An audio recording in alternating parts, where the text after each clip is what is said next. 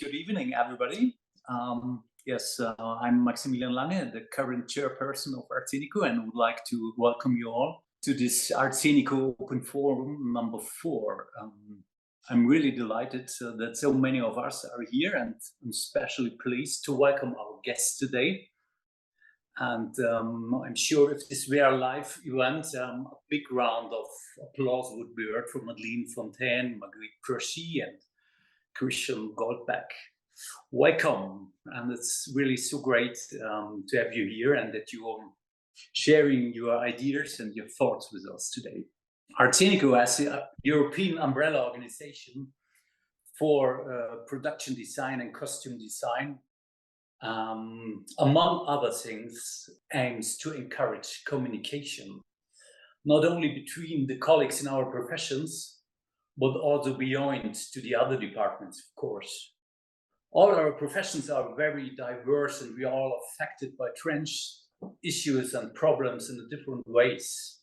But fight for better working conditions by fair compensations and promotion of sustainability, our call for more visibility of our professions, combined finally with the demand for seats at tables of negotiations or in juries or festivals.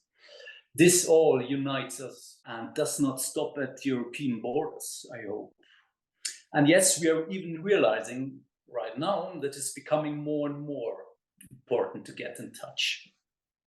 So welcome again to ARTSCENICO Open Forum, where we want to take a closer look to various current topics. And even if we are not able to discuss a topic completely, we want to encourage you to think and to talk afterwards. And so today, where we're in the middle of the awards season, looking forward to an interesting discussion and talk about quality, what this could mean in our professions. So welcome. And before it's get lost in the end, I would like to thank all those who've made this open forum possible. First of all, of course, our super efficient open forum team with Sita Pichler, Anne Kattemann, and our multi-tool support, Janki Schwarzhoff. And of course, last but not least, our dear partners, Roscoe, Transpalux, Conejo, and Delicatessen. Thank you very much for your support. Enough for advertisement. Before you get bored, it's time for my wonderful colleague, Blair, chairperson of the British Film Designers Guild, and she will lead us through the evening, the discussion tonight. Thank you, Blair, and it's your stage. Have fun. Thank you very much, Max. Well, just to state the obvious, that everybody should know that we are recording this session and that there are translations available that you can select yourself to translate in case it's a little bit easier. And towards the end, we're going to have a Q&A. What might be best is if you take your questions and type them into the chat, and that way we can read them out and get through them a little bit easier. If you really want to come on and have something to say, then of course I want to see your face and hear your voice. But if you don't, you can just put the question in the chat and we'll be right here. Today is a really exciting thing that we're discussing. We are going to talk about quality in your work. What kind of concerns do you have to be able to ensure that it comes to the floor, that your teams are enforcing it? What do you consider quality? And we're talking to some absolutely fantastic people in the industry. We've got Christian Goldbeck, Academy Award-winning designer, amazing stuff that he's done. We have Madeline Fontaine, who's also multiple nominated and fantastic costume designer. He's got lots of things to bring to the table. And Margriet, who is also quite wonderful and has the best pairs of specs that I've ever seen apart from myself. I can't wait to hear what you guys have to say about everything. And let's get started. Let's start talking about it.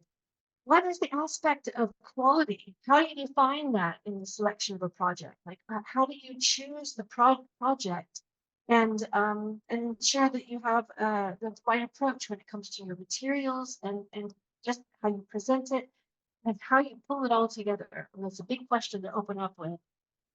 So, who would like to speak first? I think I can Yes. start. I think when you read a scenario, a script is a bit like when you read a book, images are coming, and then you can feel if it's a word which could resound. You say resonance is something you can say in English, and it's important because it's for me it's the way to not to make sure, but to think you can give something to bring something to the project and give a dimension.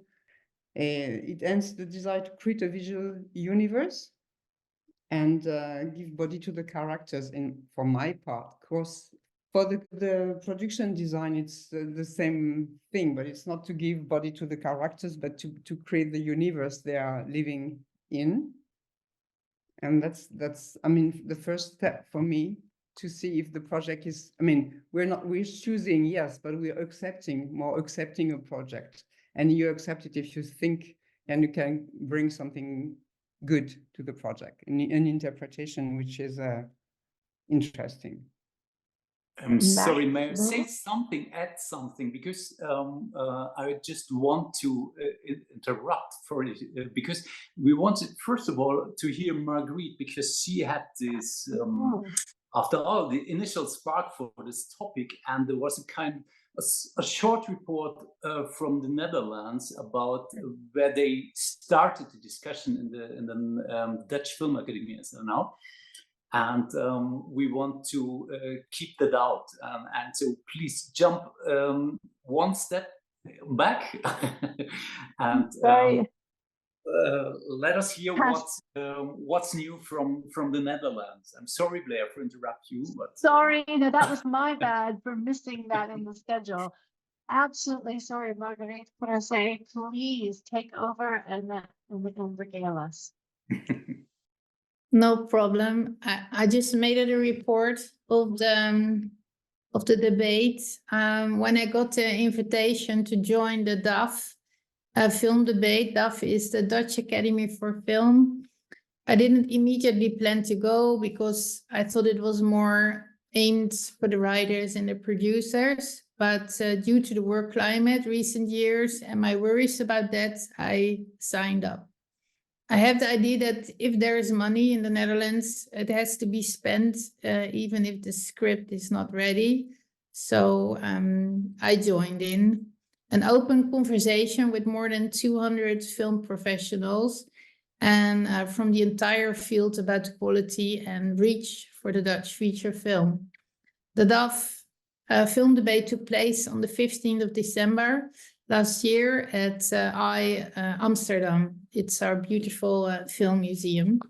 How do we get more audiences to the Dutch feature films? What can we do to increase the international success of Dutch films? And how do we stimulate film talent and optimize the entire process from pitch to distribution? The figures and the report and the evaluation of the Golden Calf competition, that's like the Dutch Oscars, have made it clear in recent years that there is room for improvement around Dutch film. Reason enough for the Dutch Academy for Film to organize this debate. I had a graphic picture to show to you, but it isn't working, so I'll explain what it says. There's a number of films produced between 2010 and 2022, and I wanted to show the difference between the European countries. But I only compare Belgium and Holland right now. The Netherlands produced in this time frame 487 films and Belgium 264 feature movies. Then the number of selection for key festival and award events, the Netherlands 0 versus Belgium 21. Many problems and possible solutions have been mapped out. There is already enough grumbling. What concrete steps are we going to take and what does the sector itself actually think about? After the numbers, there is an interview with Bart van Lange Donk. He's a Belgian producer and founder of Savage Film.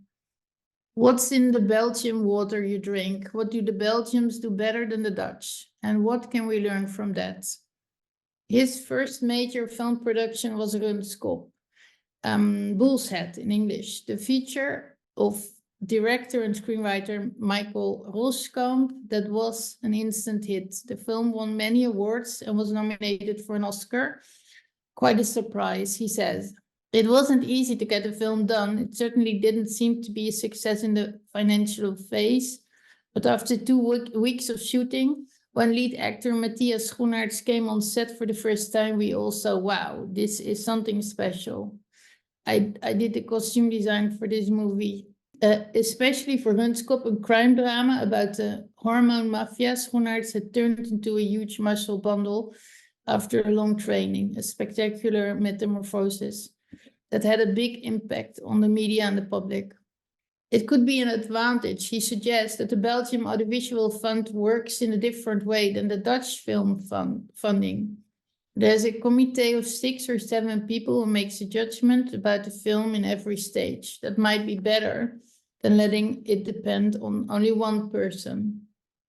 Of course, you will get different opinions, but you have to deal with that. In Belgium, a film script often has to go back to the drawing board before funding. Do we get too easily money for the feature films in Holland? The fund also more or less focus us to pay attention to marketing during the shooting process. That means you also have to have something special, something that makes it interesting for the press to come on the set. That way, you're more likely to start thinking about it. He argues for more exchange of actors in Dutch and Belgian films. We already have co-productions, but we can work together even more in that area. We used to know each other's star actors better than we know now. After the interview with Bart, we were split up in like 17 round table discussions spread through the museum. I had a table with a great mix of actors, screenwriters, producer, production designers, developers for Netflix, for instance. And all tables had different topics. I'm not going to discuss all the topics, but we had like all this. Are there stories, genres that we are missing? How can we stimulate this?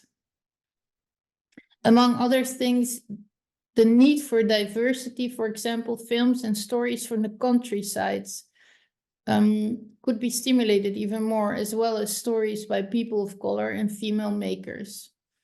A stricter selection by the Netherlands Film Funds, more money for fewer films and better cooperation between screenwriter, director, producer and distributor. It is also immediately apparent that the sector is longing for more space, time and trust across the board.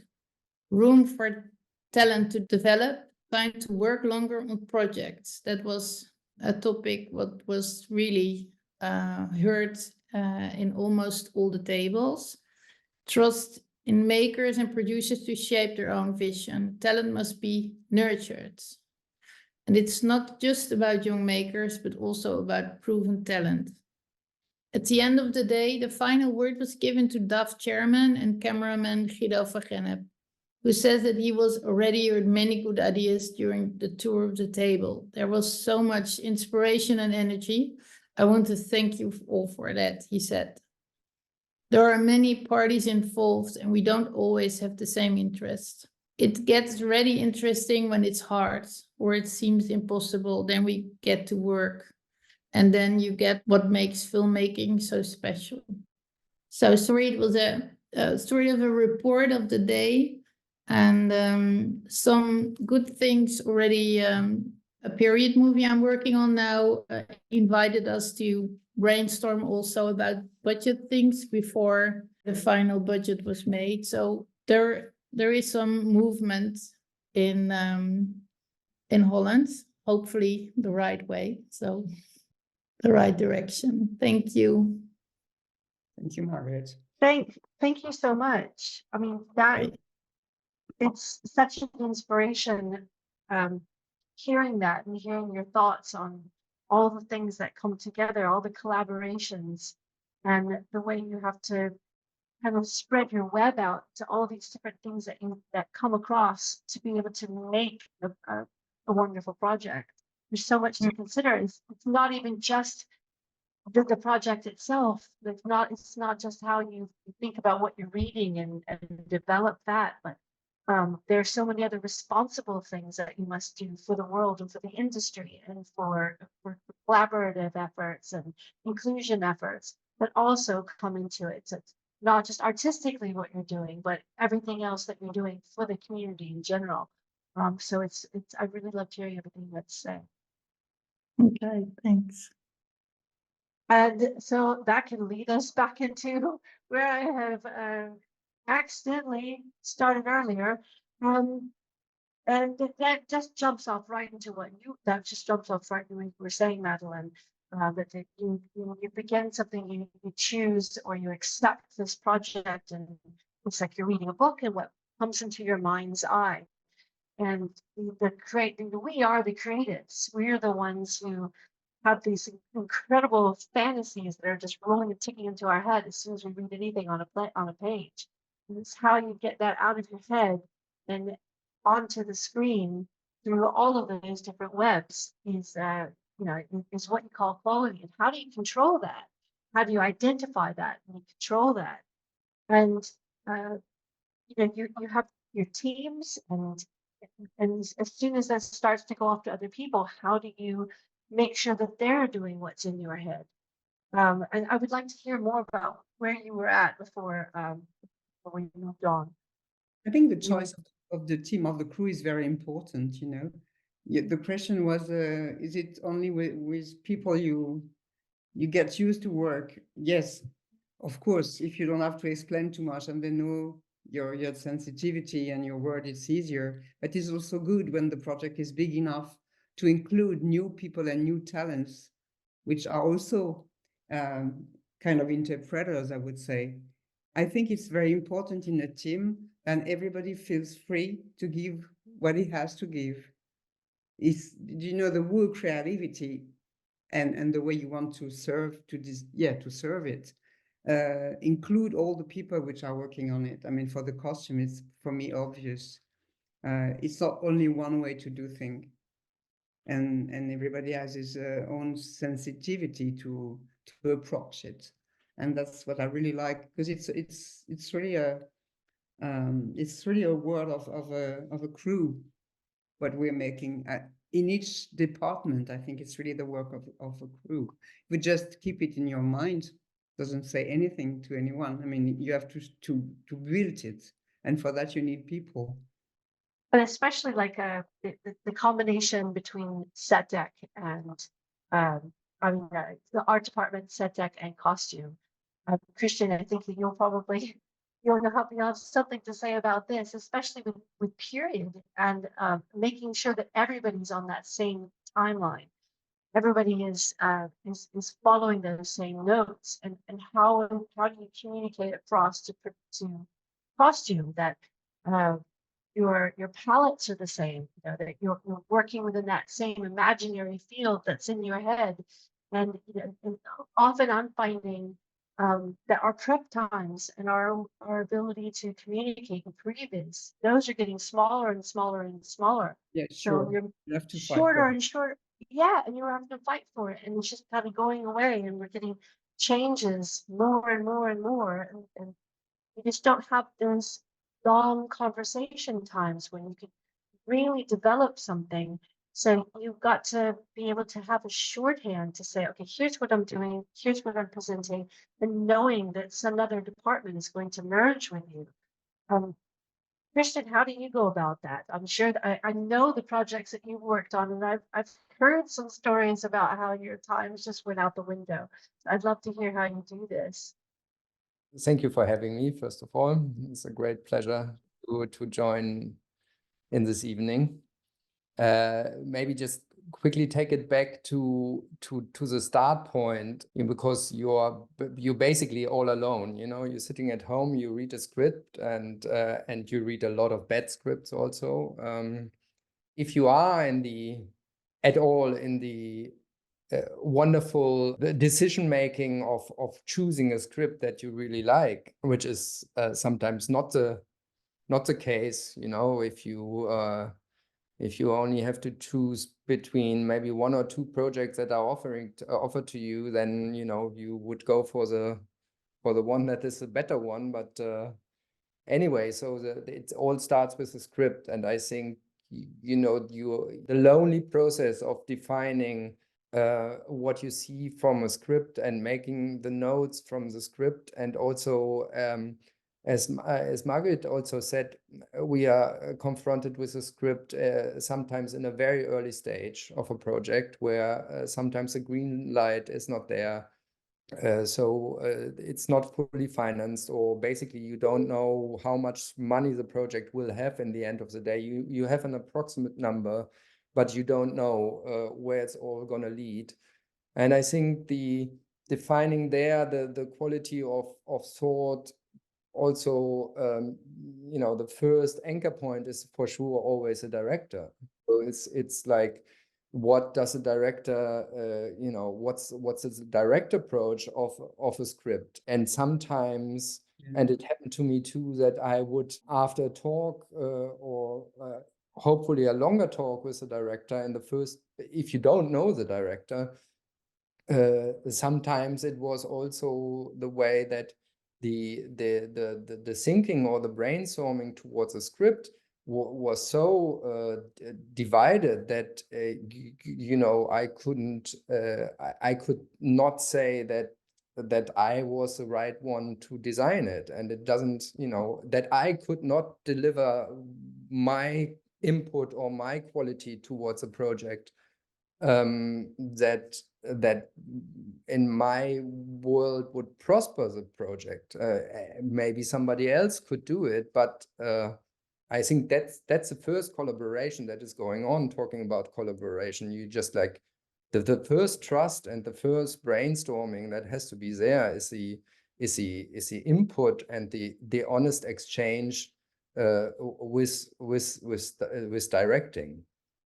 And also from there, even before the first member of crew starts, seeing of how you dramaturgically maybe can get involved in the script. There are so many decisions making. I mean, I read so many scripts which had already brilliant dialogue, but the scene description was plus minus nothing. And so I had questions.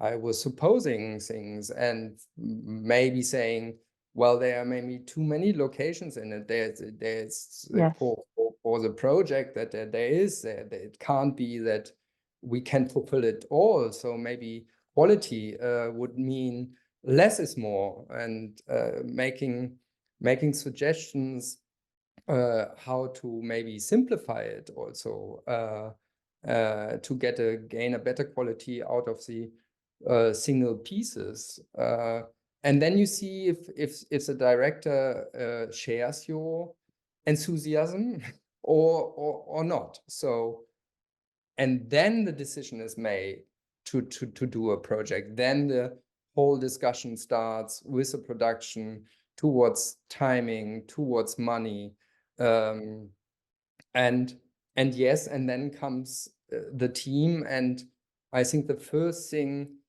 and I'm not even now starting to talk about team building. The first thing is just to ensure a timeline for a crew, doesn't matter which size, even on a small or a very big project, to ensure a timeline where you think that the amount of creativity, the amount of work fits into the amount of people and the amount of time people have to prosper in a project, to prepare a project accordingly.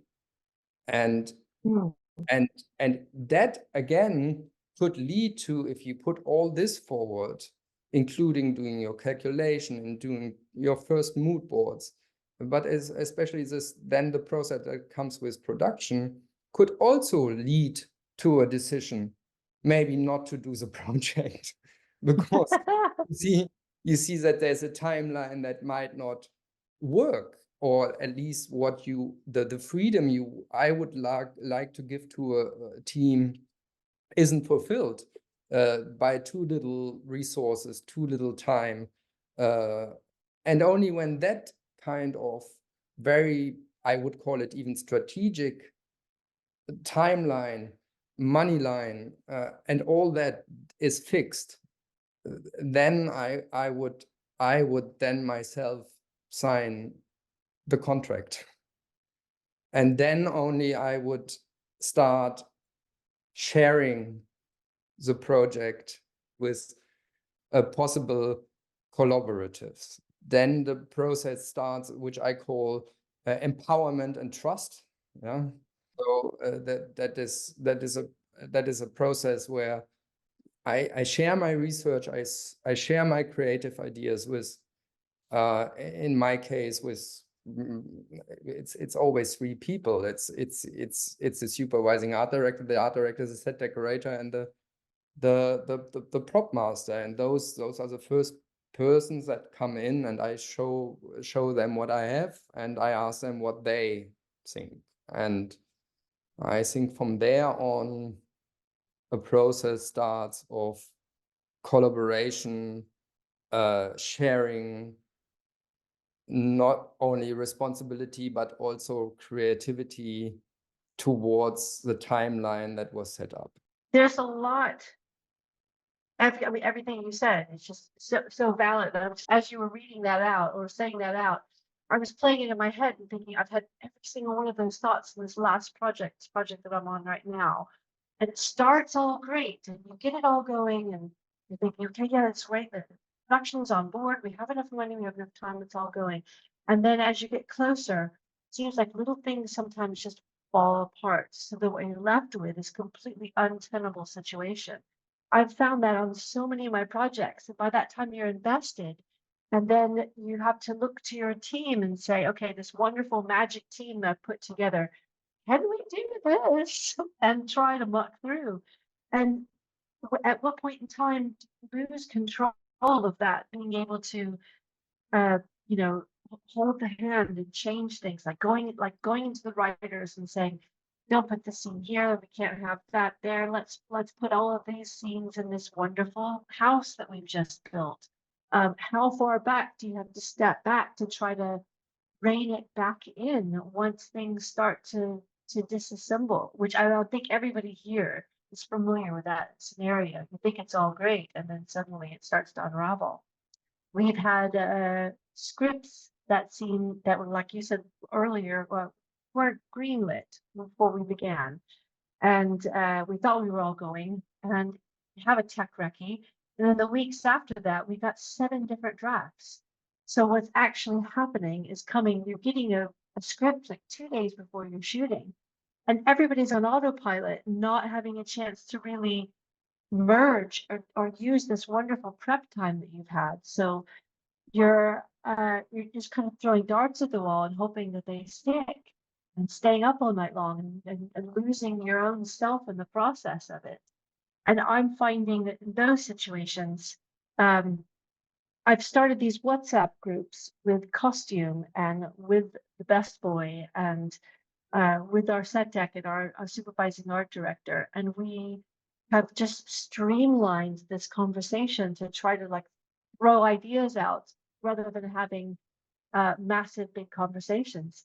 And it's not the best because it comes in the night most of the time, but it's a way to kind of shorthand to be able to drag something onto the screen that is somewhat close to our original vision. And we're doing a slightly period film about a very specific community. So I've made sure that everybody on our team is a member of this community, which is really hard because there's not a lot of people in England who aren't very middle-class white people working in the film business. So it's been hard to do that. And do you find those sort of situations? Like, how do you react to those sort of situations in your countries?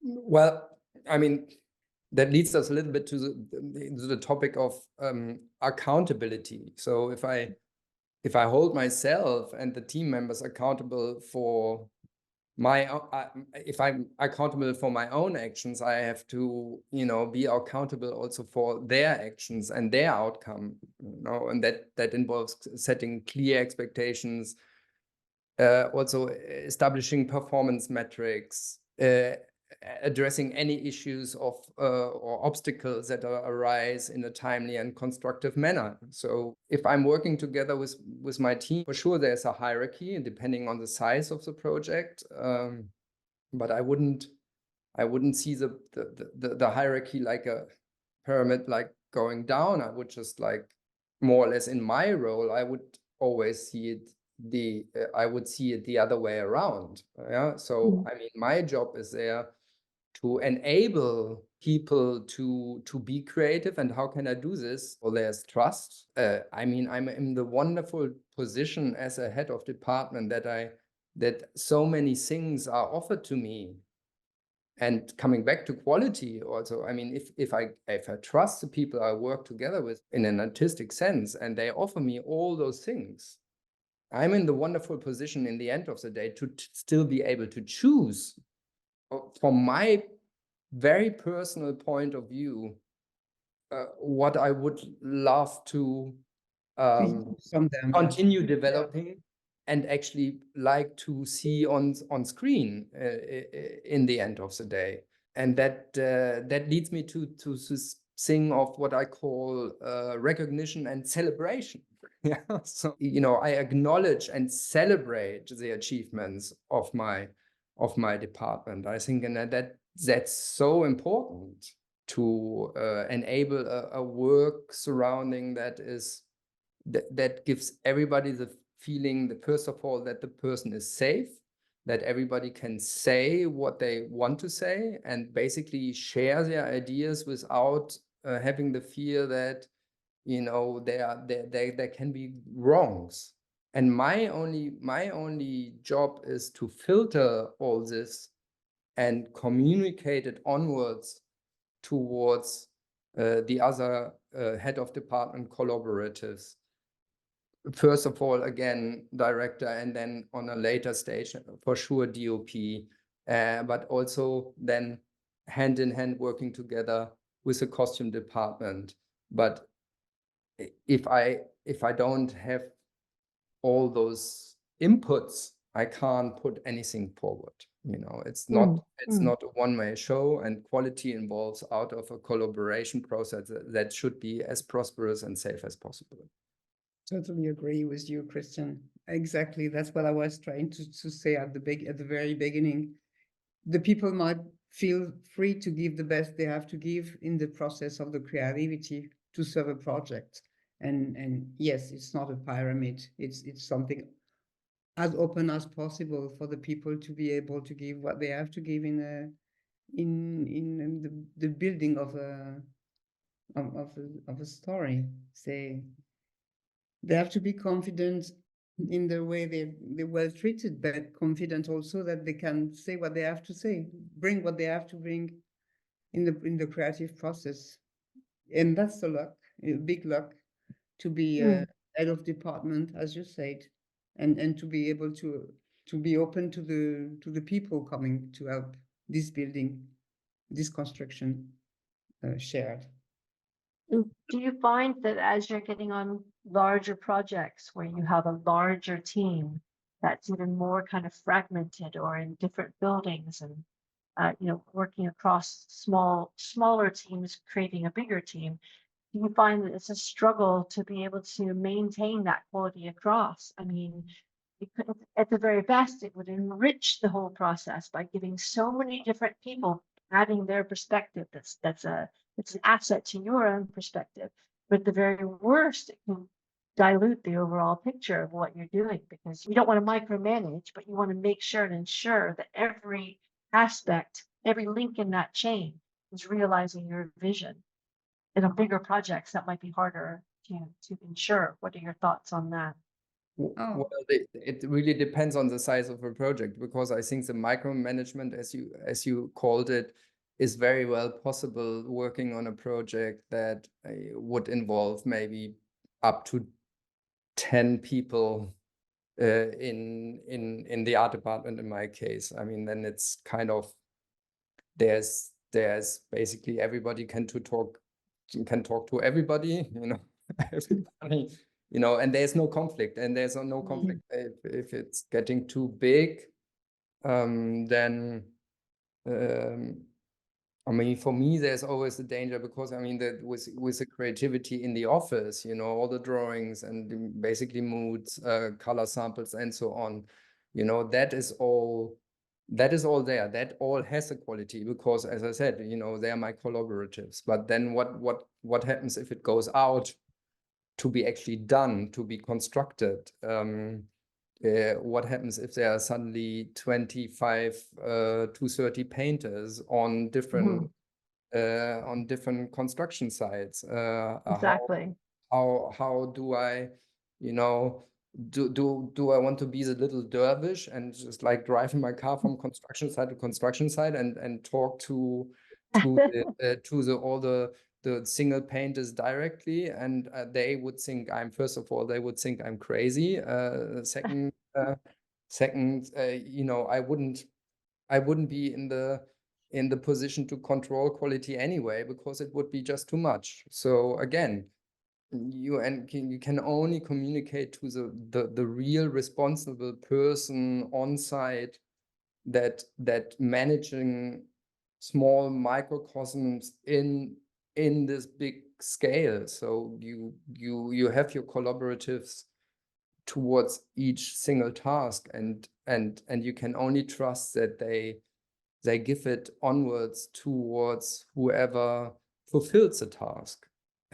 But also there you could, I do it that I have an afternoon of painting. Yeah, so it's like then we have drinks with all the, maybe just before the project starts, or maybe in the middle of the project, I have drinks with all the painters, and then we talk about quality of surfacing. So that works, and it's also a way of engaging personnel that is normally sometimes feeling really left behind, you know, and standing in the rain and it's cold, and you know, and then I think those, excuse my English, those fucking creatives up there, you know. So what do they want? So also there are ways of engaging those personnel also. You've touched on something that I found really important as well. It's just that it is the reaching out and connecting with people so that you don't feel like there's an us and them situation. Because I think that once people kind of understand and connect with you on that level, they're more inclined to get into your head. And so rather than saying, put your hand here and this is how you do it, and like really having to micromanage, like I said, it's like bringing that person into your effective, you know, vision, you know, your personality, and making sure that there is a very team attitude. That really does help to spread the love and to get everybody on the same page. It's not everybody does that, but I've found on the teams that really do make an effort to sit down and talk with the carpenters and talk with the people who are aging and dying. You know, talk with the pattern makers.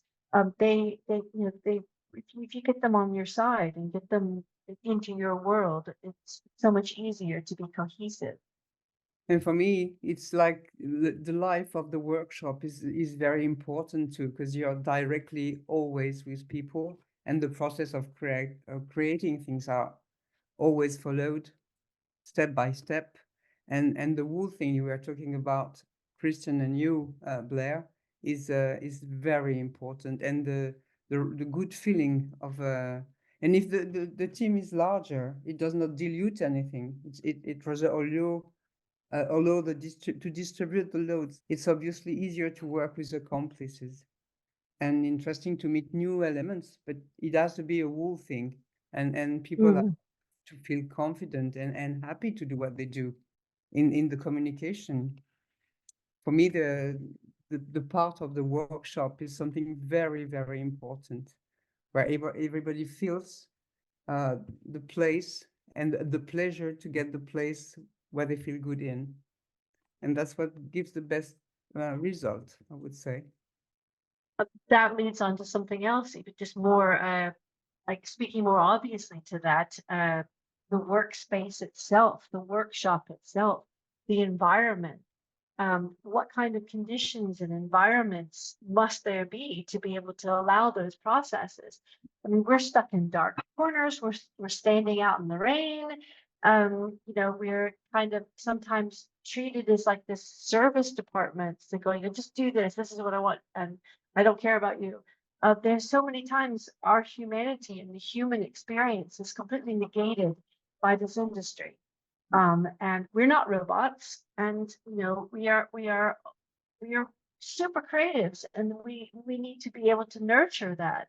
And I've found that a lot of you're put in a lot of positions where that really can't flourish. And as an HOD, what must you do to be able to push back and say, we need this, we need this, we need this, to be able to do our jobs and to look out for each other? I mean, do you have ideas on that? And have the good space and the good time schedule and the good atmosphere to work as good as we can. I mean, if it's much more productive for a project if you have the right conditions to work. Yeah, It's crucial. Yeah. brings me, I mean, it sounds a little bit strange, but I mean, for me, it's also a column that is very important, and that again, talking about quality, and that is a strategic thinking. You know, I don't have to imply strategic thinking towards my own crew, because there as I was saying, you know, there's more this kind of process of recognition and celebration. But the strategic thinking is more considering, first of all, the long-term goals, and the implications my decisions, also my own creative decision will have, and identify them, and then make sure also in my communication towards the director, the DOP department, and also the line producing department, not to forget those. Yeah. And by the way, they're not our enemies, you know, they are basically people we really need to work together with. Yeah. And it can be also very prosperous, but towards those different head of department groups, you know, you need a kind of strategic plan to maneuver your own department through the project. I think that is very important. And if I get lost sometimes, I look at my own timeline, you know, that was built like maybe 2 or 3 months ago, and saying, okay, what's the next step? What is there to achieve? And also, I think the team suffers immensely if you make creative decisions without any thoughts towards what it actually leads to. So is my creative decision putting too much workload onto the process a team has to deliver? Is my creative decision putting a huge strain on the budget control, or the ongoing budget control? Is my creative decisions, is it leading to conflict with the director? Well, possibly I want the conflict because I think it's great. So, but then I have to think about where it might lead to. Yeah. So where do those diversions each project has, where do they lead to? I can't just make a decision and saying, okay, now everybody Follow me. let's go forward, and doesn't matter what, you know, we will fall behind in the time schedule. People will start suffering. The budget will get out of control. The director will get unhappy, and then, you know, I think to handle your own decisions towards a strategic plan is also very important. Sure. It's sometimes very hard to keep that under control. It is the planning, you know, it's like the process of planning things the best that you possibly can. I'm finding that now, more than ever, things and a lot of projects are quite fluid in the fact that things change so last minute and the requirements change very last minute. So you've been able to plan things so well, and you've got these paths that you know really well what you're going to do and how you're going to do it. And then the goalposts change overnight with revisions. And how do you counter from that? How do you keep things in the current landscape of how filmmaking is? Well, we have so much less prep. Because for me, it's how I plan and organize and prep things. That's helps me. That's my greatest asset, is organizing in advance. But so much is on the fly now. How do you maintain that control when you're doing things shooting at the hip so quickly? Yeah, but if you have to, you know, just to be in the urgent decision all the time, it's not. I mean, it's not a good condition for work, you know. No. And of course, a well-prepared movie with the time for that goes well. If you're just running after things and have no, you know, I mean, to plan, that's what Christian said. If you plan it together with all the head of departments, it's very important, the quote. I mean, the time which is given to prep. If you're just running all the time, they have much less of what they could have if you had time to work. It's just, it puts you poof over time, of course, over time, and they have much less. Mhm. I mean, a simple example. I mean, does he towards your question, Blair? Does the time pressure or things are suddenly changing in a time schedule that is tight already? Is a change coming from where? Is a change coming? You know, is a change coming from the director? I don't know. He doesn't like something, or he made a last minute decision.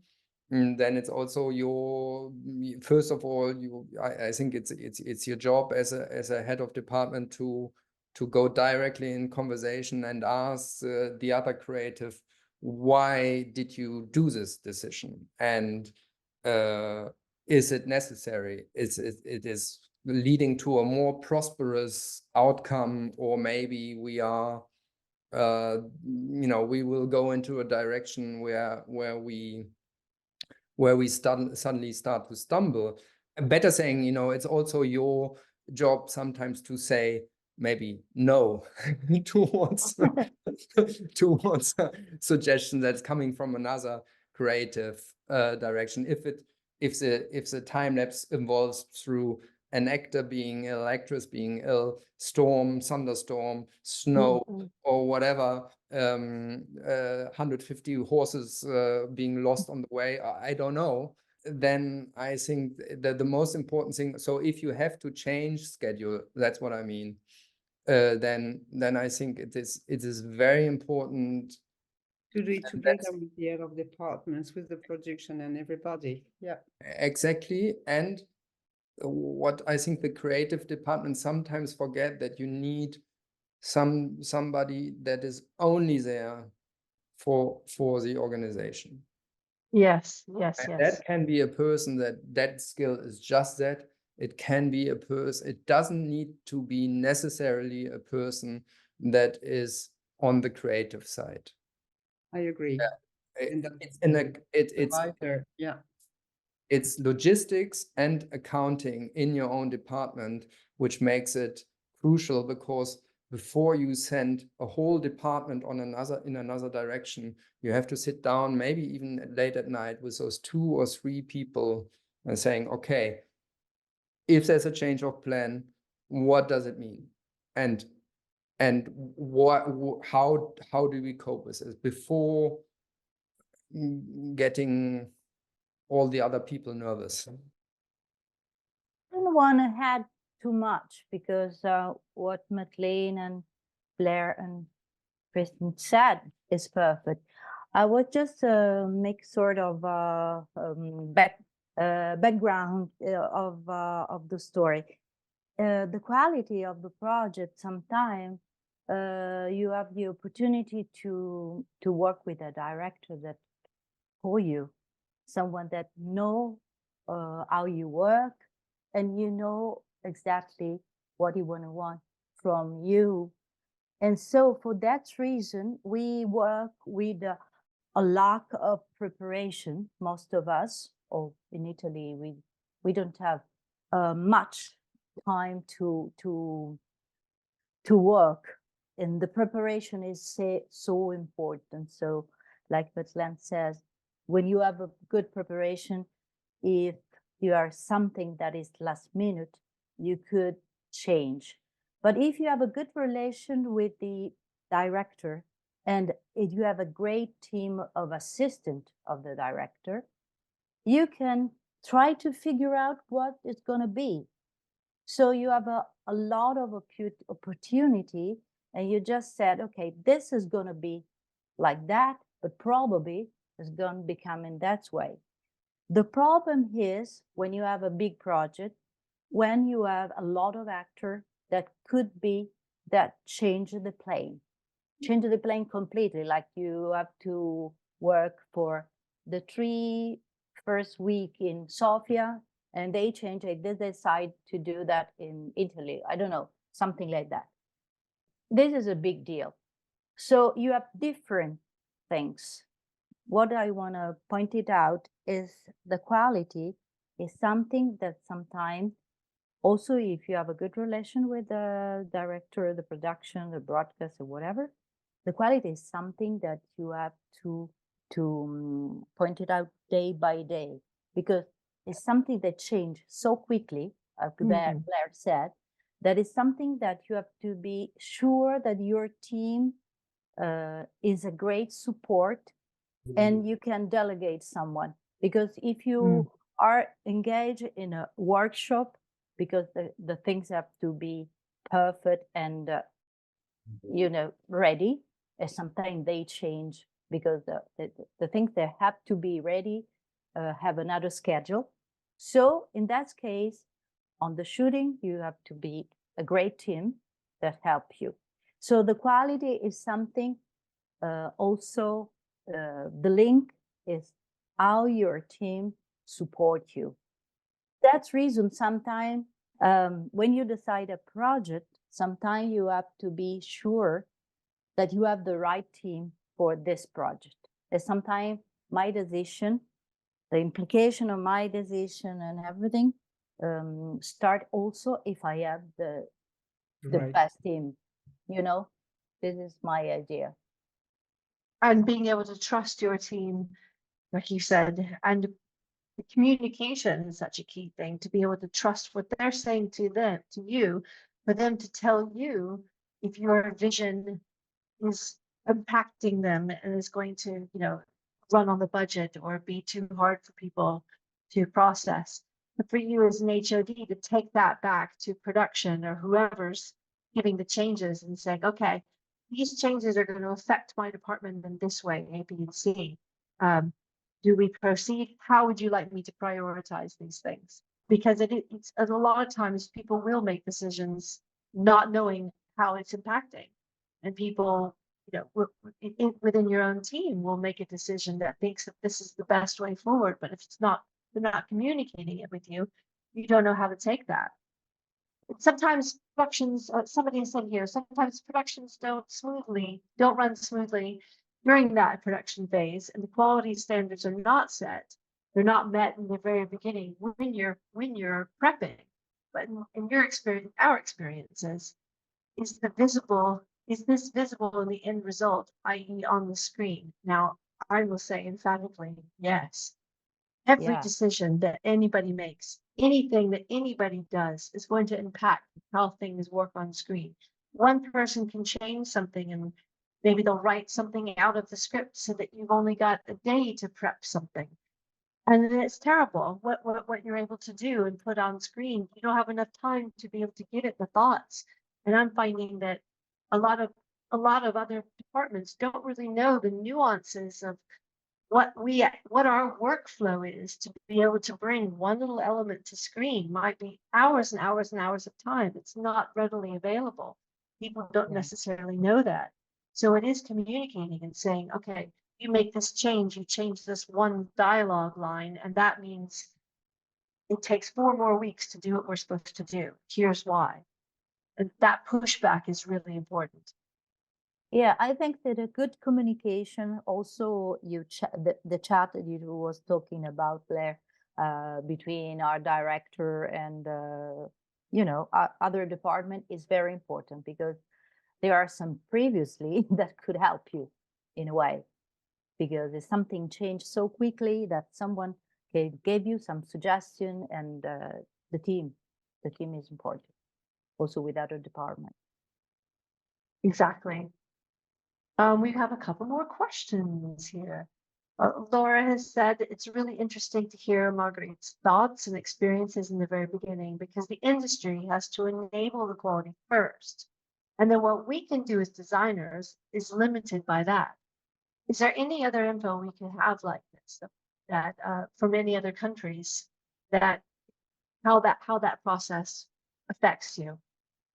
And Maximilian has said something back.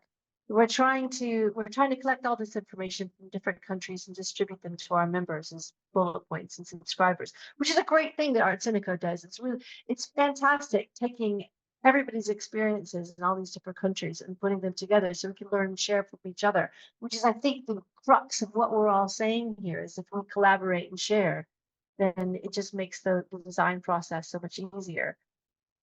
And Serena Murthy is saying, I think the growth of the past few years because of streaming has resulted in crew shortages, and therefore people moving up in responsibility quicker than they might previously have done. And the influx of inexperienced team members, this has to have an impact on projects, as both those types of people are needed. They need a lot of support. I think having training standards and industry-wide practices might benefit the situation for the future. I 100% agree with that. What do you guys have to say? Absolutely, yes. Agree. I think we have to be far more active also towards any kind of institutions that are providing us with new talents. Because I think there are a lot of also skills and art forms in the departments dying out with generations leaving the industry, and there is not the equality of standards coming from the younger generation. And I think it is very important that we get as skillful creatives get far more involved into teaching and putting forward our skills towards the next generation. Mentoring. Yeah, Yes. I didn't get a lot of that like growing up. It was like people kept their cards so close to their chest and didn't want to share or debunk the mystique that what they were doing was absolute magic.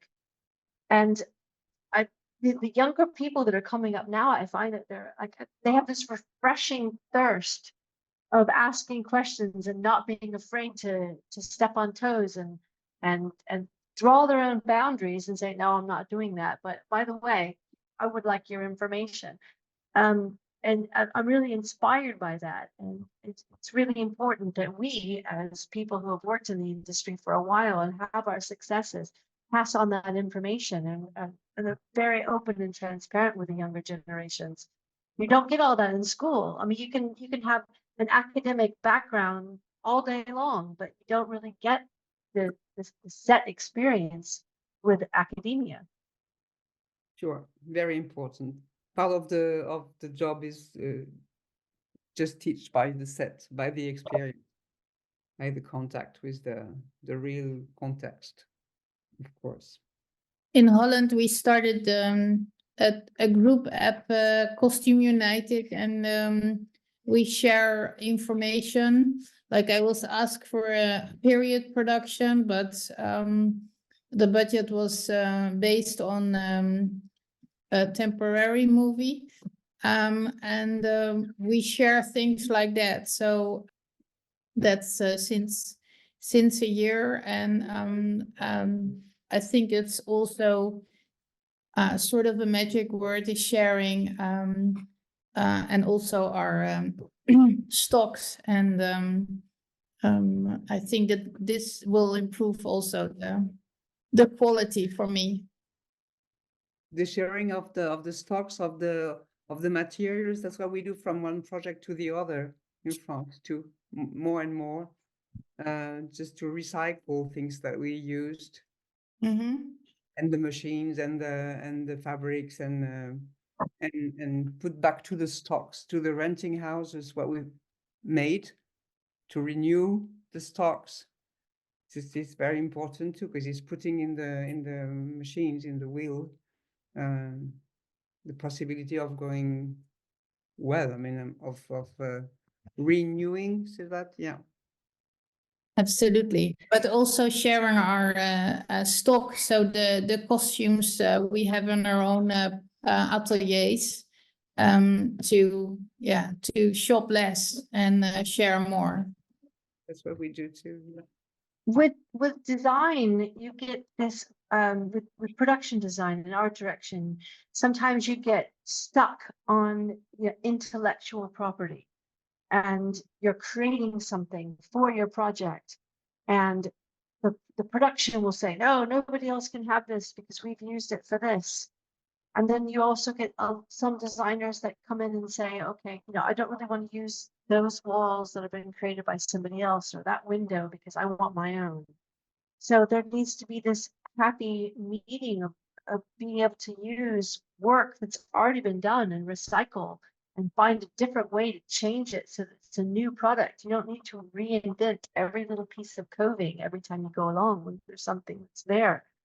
And I'm finding that there is this kind of fight between creating something unique that your production can take ownership over, and also reusing and maximizing the effort that goes into things that have already happened in the past. Finding that happy marriage is really hard. How do you, Christian, do you know what I'm saying? Do you have these situations? But Blair, aren't we reusing creative ideas all the time? Yes, we are. We're using I creative think ideas, recycling the same scripts again and again. I think that also part of the research is not only researching the real environment that surrounds us, but is also researching what 100 years of film history or 100 years of production design has on hand. And isn't it also like, what is creative property?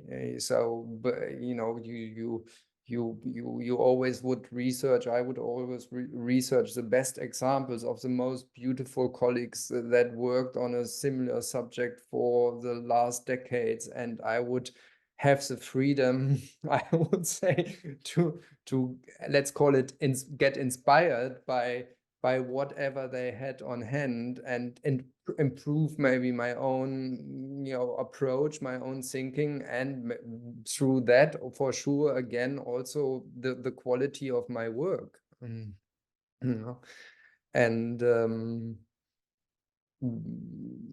what would I have done with, or what would have my set decorator done with if there wouldn't have been hundreds of beautiful cases being produced towards a movie called 1917, and they were all sitting around wonderful prop houses in England, talking about material. So I think to really look at what's around you in your own field towards filmmaking I think is an essential part of our quality work. Now, about these things to recycle, especially the stages and what they do, tomorrow with my association, we have to go and have a meeting in Cinecittà, because it's really a scandal, I think, that if we have to try to do our best for the environment and to recycle the things. We want to go there to say that there is no place, for example, in Cinecittà, where we can storage the stuff that we have done before, you know? So it's unbelievable. They are making a new 9 stages, new build, and they didn't think to do a place where we can put some stuff. For example, it's unbelievable that in 6 years, we shot in Cinecittà 4 Sistine Chapel with 4 different production design, and they were still all the same. I mean, you know, some of them, they want to use a little bit of gold, but a little bit of gold was not the same of the other one. So they did 4 times the Sistine Chapel, that they were exactly what the Sistine Chapel is. So, Oh my God. yeah, it's unbelievable. It's unbelievable because also, I mean, it's also that they could rent, you know, for another Yeah. for another production. But the fact that we have probably there is some rights about, I really didn't understand why we have to do 4 Sistine Chapel when the Sistine Chapel is the same. You know what I mean? So it could be, of course, another vision, but you are doing something that is existing, you know, except if you don't do, you know, the Sistine Chapel in the next 5,000 years. I don't know, probably they will transform it. But for now, the Sistine Chapel is what it is. So for this reason, we are going tomorrow to meet them, because we would like that instead to do 9 stages, if we can do 8 stages and 1 to put the stuff inside. Because I know that each production designer is jealous of what he's doing, yeah? But all the woods and the stuff like that, why you don't have to put apart? I think this is an issue or a topic what occurs if you take this kind of sustainability really seriously in a way. And I mean, the question for place and storage and the possibility for storage in city I mean, we all know this problem that we have our prop houses far away and not in the city where we need it, or close to the studios and so on. And I think, yes, we have to raise our voice to improve that and to fight for this place to reuse the parts. And I could imagine, and this is yes, part of our General Assembly, where we want to talk about sustainability in London in November, where we want to stuck with the theaters of Europe, and because they have the same problem. Everybody has to stuck the like we did it years ago. In Germany, all the studios are closed, more or less, and there was a big stock of doors, windows, architectural parts that you could rent before. When I started in the business in Munich, there were 2 possibilities to rent architectural parts for studio buildings. Right now, there's nothing left because it was too expensive, of course. But in terms of sustainability thinking and green filming, we should come back to this, and it's on us to fight for it and to claim for these spaces, and also claim for money for fundings that is paid, because it's always a question of money, of course. No prop house can rent more places just for architectural parts, and you need persons and you know, this kind of digitalization and so on. So I think it's it's on us, and occasionally maybe it's also a question for ARTSCENICO to claim these or to fight for these. Yeah, that's my opinion. Yeah. And how does it work with costume? Because obviously, you know, you've got flats and you've got windows and, you know, 6 different Sistine Chapels. takes a lot of space to put together, you know, to store. But with costumes, an individual costume is smaller, but how do you bridge the gap between like having something bespoke that's exactly what you want and hiring something? What's the sweet spot between those? But personally, when I work on the project, I used to deal with the renting houses, and they make some, if we can make some little series, they make it for cheaper, and then they keep it after that, and then it's fooding, nourishing the stocks. And when it's about the principles, so I used to let them have it too when it's not too recognizable, or we dye it or change it, or they can dye it or change it to reuse it. Because of course you don't want to see one thing you draw for an actor or an actress on others if it's too much recognizable, because it has a special story. But if it can be reused, being a little bit changed, so of course it has to be recycled. Yeah, sure. You would have loved to find it, maybe not for the first characters, but for the extras, if it would have been done by some others. And when we work in the workshops, we work with a real good quality that I think the renting houses can't afford, because it's too long. I mean, it's really hand working. So it's good to put that in the you know, in the system to be recycled. And we use a lot of rented things too, or when we buy old things for the period movies, when we buy old things and when we alterate it, when we transform it, it's good if it goes back to the stocks too. We don't have to find the big places to stock. They exist. It's not the same with architecture, of course. With accessories, it exists too, but with architecture, it can't. Yeah, in effect, for the recycle in costume, it's much better. I have to say that.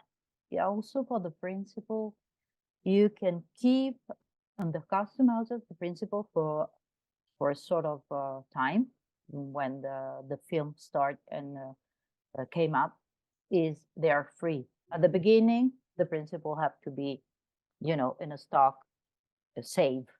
But after, you can change, alterate, and you can do whatever you want. Yeah, I agree. That's what we do. There have been kind of an embargo on movies going on. Yeah, and we have we had an idea in our organization this time, and there are some stock of costume designer, and we decide to open some afternoon of opening of this our stock. Everybody have more or less a collection, and so other costume designer could come and see our work, our piece that we just recycle. Like you can use it and rent for prototype, or you can just rent for a movie.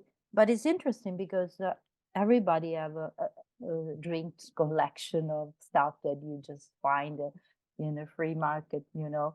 So it's interesting also to recycle between us. So this is a new one idea.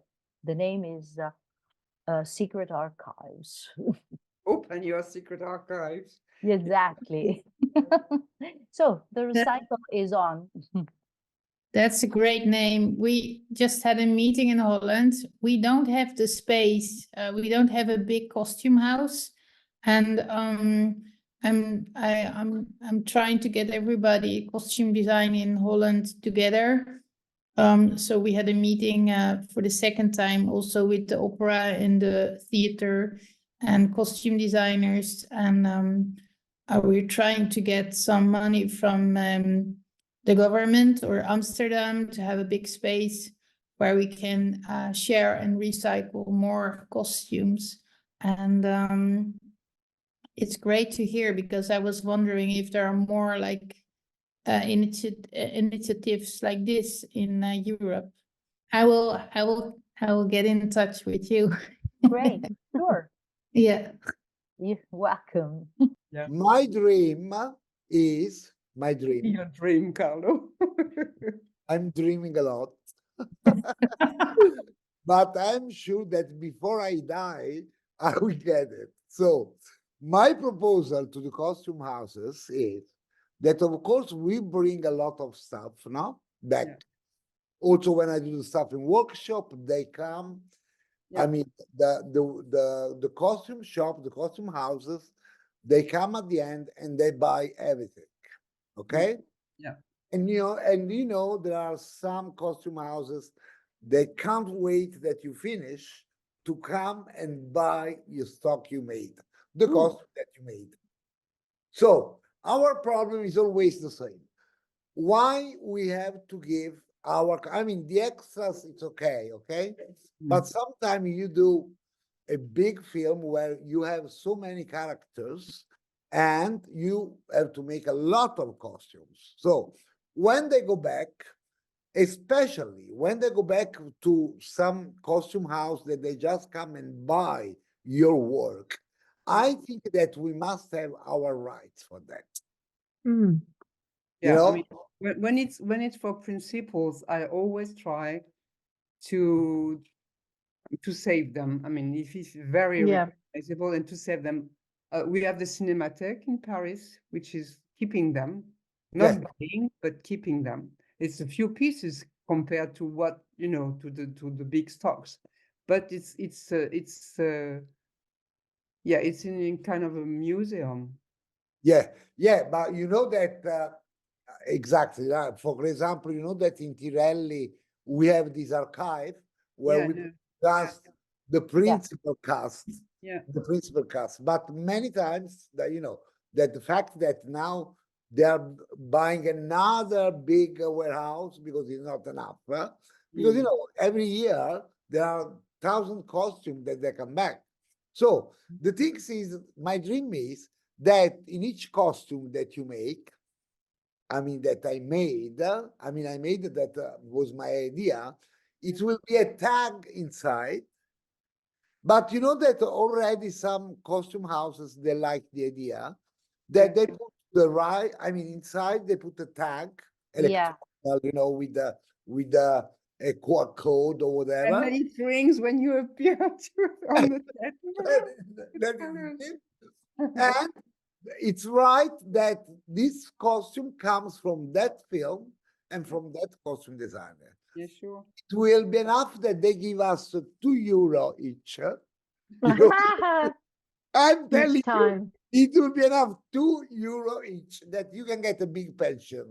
I'm Yes. sure, Madeleine, you can stop working if all the costumes that you made and they are around the world, so you can stay home and get the money. No, I'm joking, but I'm serious about the rights. But I think think you that might we have know. to- yeah. Anyway, the costume designer which are using pieces that have been very recognizable on a project that you signed, they might know where it's coming from.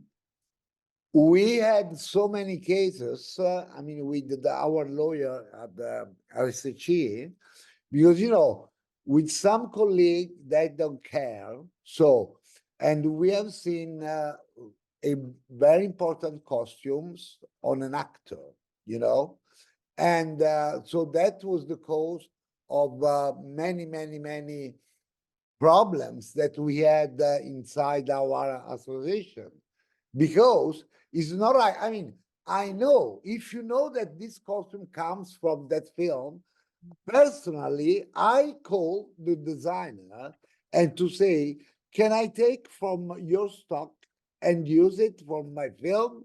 I mean, it's just something special. And I think it is the most correct thing. But many of the young designers, they don't know where they come from. And believe me, the costume houses, they don't care except the one that they have in a special way, but it's just the principal cast.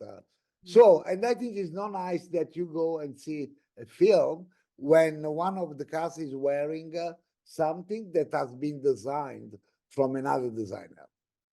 Capito? I'm very sorry. It's very difficult to control. I mean, you might control it from the beginning. I mean, if you give the very special ones to a place where they're just safe and give all the rest, which can be recycled, then you don't have this kind of problem. Yeah. But it's not But always you. Yeah. I would like to work on this kind of rights, you know. So I really would like to work. I mean, well, no, the reality that we are already started working on this thing, because I think that we must have some rights about our creation. I Yeah. agree. I would. Yeah. No, but there are custom houses that is gonna be interesting on it. There are I one. like seeing them on display. I like I've seen things also on tour, and shown like some of the key action props and key costumes that are quite famous, to be able to see them again and again and again somehow. I like your idea of authorship. I think it's really important, and it feeds into some of the other things that ARTSCENICO has been talking about. It's a good point in time to wrap this up on that note of getting the respect that we need to get. It's all about the quality and the recognition at the end of the day, and all of those are key points in both of those thoughts. So unless there's anything else that anybody has that anybody would like to bring in, I can say thank you very much for an open forum about quality and all of the wonderful guests that we've had tonight. Maximilian, do you have anything to say? Yes, I just want to thank you all. Thank you for this stimulating discussion and the many questions. And we saw that yes, we could go on for a good while to discuss the several aspects, also of quality. And yes, of course, I want you to thank our guests. First of all, Margriet, she provided the initial spark to this discussion. And of course, wonderful Madeline and Christian for the interesting insights in your idea of work and quality. It was very interesting. And of course, last but not least, Blair, thank you for moderating, super friendly, super charming. And yes, I would like to draw your attention to the next open forum on April 25th. And we will meet on the subject of AI. We have interesting guests from the University of Berlin-Potsdam so far, and maybe we'll lead again a little bit the spot on our rights, on copyrights, and so we can just go on with this discussion, because I think the digitalization will come up with new issues for all of us, not only for the costume designer. An invitation, you will get it soon, of course. And so thank you very much for coming. I hope you enjoyed this open forum, and yeah, good night and good luck.